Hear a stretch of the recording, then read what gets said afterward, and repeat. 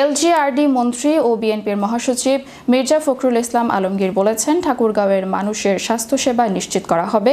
ঠাকুরগাঁও 250 শয্যার জেনারেল হাসপাতালকে 500 শয্যায় উন্নীত করা হবে। রবিবার সকালে ঠাকুরগাঁও 250 শয্যার জেনারেল হাসপাতাল পরিদর্শন শেষে তিনি এসব কথা বলেন।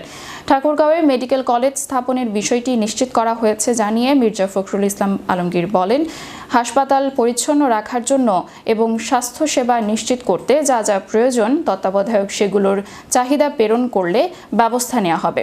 এছাড়াও রোগী ও স্বজনদের চলাচলের জন্য একটি লিফট জেলা প্রশাসন থেকে ব্যবস্থা করে দেওয়া হবে। নীতিমালায় রয়েছে 3 বছরে বেশি একজন ডাক্তার একই কর্মস্থলে কর্মরত থাকতে পারবে না, কিন্তু ঠাকুরগাঁওয়ে 5-7 বছর ধরে ডাক্তাররা কর্মরত রয়েছে। সাংবাদিকদের এমন প্রশ্নের জবাবে মির্জা ফখরুল বলেন, বিষয়টি আমরা দেখব। দায়িত্ব গ্রহণের কেবল 10-12 দিন হলো, আস্তে আস্তে সব ঠিক করা হবে।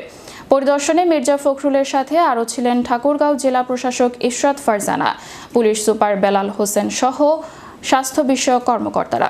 সবাই জানেন যে এখানে একটা মেডিকেল কলেজ করার সিদ্ধান্ত হয়ে গেছে, সাইট আপনার ঠিক করা হয়েছে।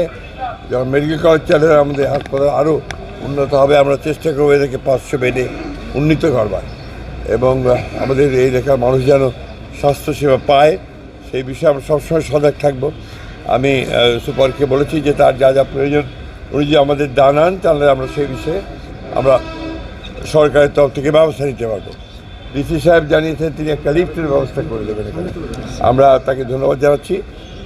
সেই সঙ্গে আমি অনুরোধ করব আমার এখানকার যিনি সিভিল সার্জন আছেন তাকে অনুরোধ করব যে স্বাস্থ্য ব্যবস্থাটা ঠাকুরগাঁও জেলাতে যেন আপনার ভালো হয়, সাধারণ মানুষ যেন স্বাস্থ্যসেবা পায়, সেই অনুযায়ী নিজেদের সীমিত সম্পদ দিয়েও যেন আমরা কাজ করতে পারি।